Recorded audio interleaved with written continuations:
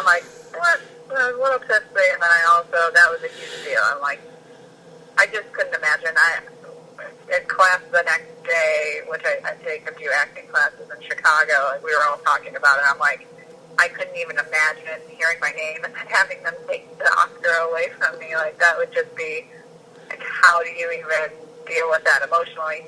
But, I mean, from my point of view, it's like, you said his name was Warren. The two presenters, the male and the female, it basically looked like the male was about to read it, and then he was like, it looked like he was making a joke, like, he's like, and the female was like, come on, they're waiting, we don't have all the time. So, like, he like, showed her, like, obviously, like, he's like, it says on the phone, but she saw La La Land, so she announced it, like, okay, it says La La Land, you should just say it. And then when they came up and had one of the producers of La La Land having to say, like, this is not a joke, we actually didn't win, Moonlight won, Moonlight, come up here and get your award. I was like, what the F? And I'm pretty sure that's when I said it like 3 times. I was like, oh my gosh, how can they do that? Like, the biggest award of the night. I don't know if they wanted to just have some sort of controversy, like we've been kind of saying, like, every award show and big things have had some sort of issue this year, so I don't know if that's the new trend of 2017 is let's go on live TV and make an ass of ourselves. But sadly, like, the people of La La Land had to give the Oscar up to Moonlight, and then the people in Moonlight didn't really get a chance to thank their parents. They didn't get to say much because it was already time to go. I mean, La La Land already gave, like, a whole speech about how thanking their parents and all this stuff, and it was just a shocking moment for me. Just, like, I mean, I'm glad that Moonlight won. I would have been happy if La La Land won, too, but I was like, just the whole situation that they threw this group of probably 20-something people in was just awful, and I'm glad they came out and didn't blame. I mean, that's why the older gentleman, like, came out right away and was like, I promise, like, I didn't read it wrong. It said the wrong thing. And he's trying to save his ass, and that's true. Like, he's like, they're going to blame the old guy. They're going to blame the old guy for reading it wrong when it wasn't that. Like, he's like, I swear it said Emma Stone. I didn't know why. I'm with you, though. I'm with you. It's like, hey, it's live TV, so I think he kind of got, like, nervous, but like, you probably should have been like, I think we have the wrong envelope because this doesn't say an actual movie. It says an actress's name. Right. I wish you did that, but, I mean, that's someone who doesn't go on live TV every day wouldn't know what to do in that situation, so I don't blame him. Mm-hmm. I blame whoever gave him the envelope. Yeah. Well, yeah, you know, it did make for a bit of a memorable night, but I do agree that it did seem kind of rough for them to just kind of do that, where it was kind of, you know, one of those things where they sweep pulled the rug under, you know, La La Land's feet and said, nope, it's actually going to Moonlight. But again, I think that they handled it in a professional manner. And again, like I said, Jimmy Kimmel, you did nothing wrong. Please, if they ask you to come back, please do, because you did a great job. And I would love to see more, you know, random candies and ice cream and stuff like that just falling from the ceiling, because that was just awesome. But all in all, yeah. Yeah. But all in all, Oscars, very watchable. I think this was actually the first Oscars I've ever seen. And like I said, I enjoyed myself. I thought it was actually pretty funny. I thought everything was great. And plus, like I said, you won an Oscar at the end of the night. So I was honestly kind of surprised. Here's the thing, is that you guys have no idea how hard it was for me to basically take an Oscar award that was from my room. I had an original plan on how to do this because I thought, oh, well, we're going to do this in the hotel room. It's going to be fine. We got a plan for it. But no, I basically had to find a way to just take that from my room downstairs and just kind of like sneakily kind of put it in. And if you look at like the very end of the video, you'll kind of see me just grab this like golden thing and put it on my side. And I'm honestly surprised that you didn't catch it right off the bat. Be like, what do you have over there? But it wasn't until I said something that you finally realized, oh, okay, that makes a little bit of sense. Yeah, thank you so much. If you guys didn't see, Nate gave me a cute little Oscar guy saying, like, the best cosplayer or Oscar for the best cosplayer. And Pedersen style and has my VicTori Belle name on it. It was really nice. Thank you so much. I appreciated it. Yeah, not a problem. And the thing was, I think you're the first person to ever win an Oscar to not thank the Academy. So. Oh yeah, I can do a little acceptance speech.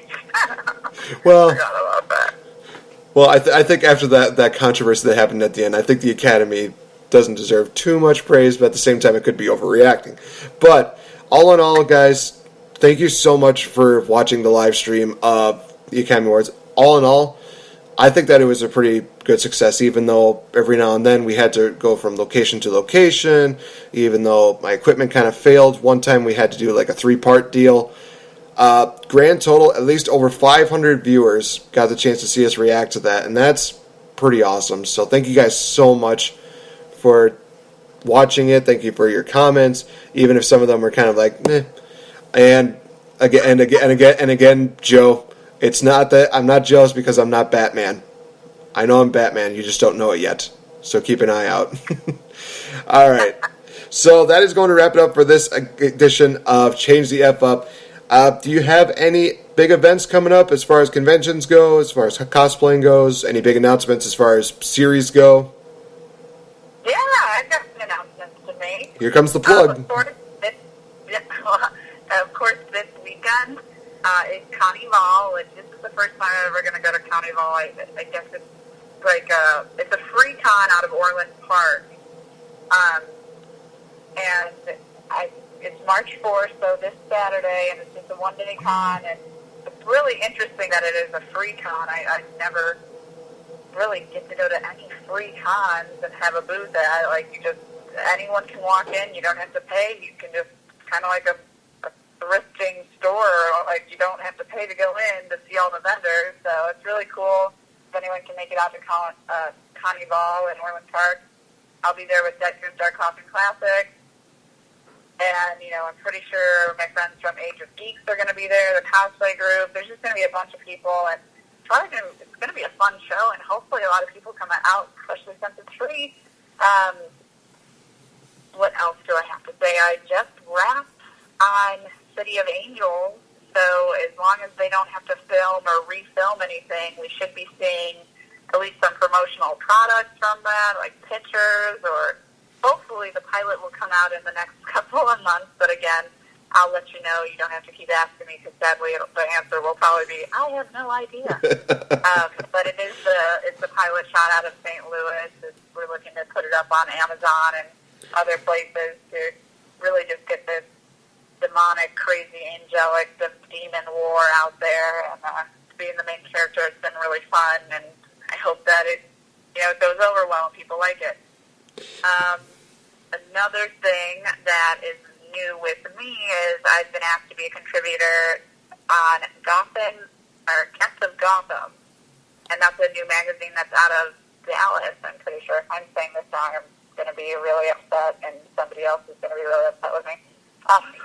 But it's a new thing that I'm doing, and I'll be a contributor to VicTori Belle and kind of be showing off my sinful pictures and other stuff. It's a magazine that's really kind of revolving around DC Comics and, of course, the Batman series and Harley Quinn, the Joker, Catwoman.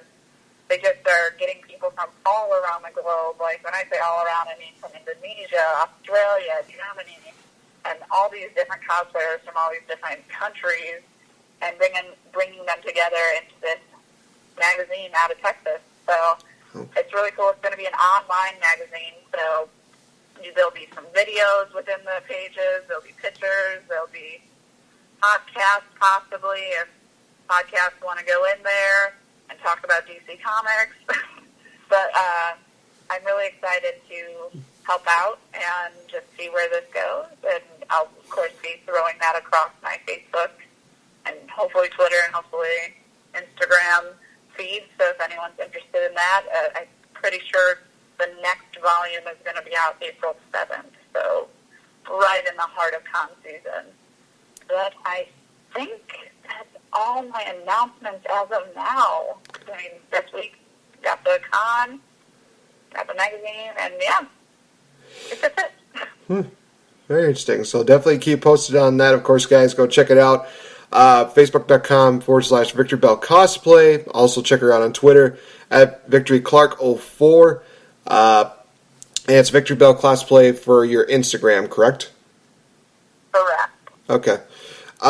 Guys, again, thank you for joining us here. Next week, we will be going through a review episode. I'm actually still working on trying to get this review episode going for Season 1 of the Deadersons. I will be doing a solo episode this Saturday. Not this Friday, but this Saturday now. So be sure to tune in to that, as well as my thoughts on a couple movies, including The Cure for Wellness, because that was quite a movie. Next week, like I said, Deadersons review. Tomorrow we will have Smart Money Podcast along with the Fastlane predictions, which will pit Spencer Hart versus Mr. Chris Lockman, the champion. Friday I'll do more of a wrestling-based shoot podcast, so that'll be interesting. So guys, check that out. And I'm going to say this. Tori, I'm going to give you 2 weeks. 2 weeks to build up a case, because we're going to finally have the big debate that we talked about a couple weeks ago. That being the debates on Green Lantern. Is he a superhero or is he a super zero? So, guys, be sure to tune into that. It's going to be a very interesting one. I have a case that I'm building up for that, and we're finally going to decide, between us, who's going to be the one who does it. And again, I will try to have a polling system, again, like we did with the DC versus Marvel deal, on who had the better case, who won. But that is going to be in a couple of weeks. So thank you again, as always, Tori, for being here. It's always fun having you on the show. It's always just great hearing your insight and hearing everything that you have to say. So thank you again so much, and looking forward to seeing what you have going on with conventions that will be posted again on her Facebook and possibly on her Twitter. We'll have to wait and see. But it's been a pretty great week, and these shows are just going to continue to get a lot better. Hopefully, I do not, harm your chances with DC, but I will probably be that person that's going to say, well, there's some superheroes I kind of disagree with. But we'll get into that again. I'm excited to hear what other people say about you saying that Green Lantern is a super zero. I'm very excited. You're just waiting for all the comments to just blow up in my face. All right, guys. So thank you so much for joining. All right, guys. That is going to wrap it up for this edition, and we will see you guys next week. Remember, #Deaderson style. Let's make it a trend. Have a good one, guys. Bye-bye.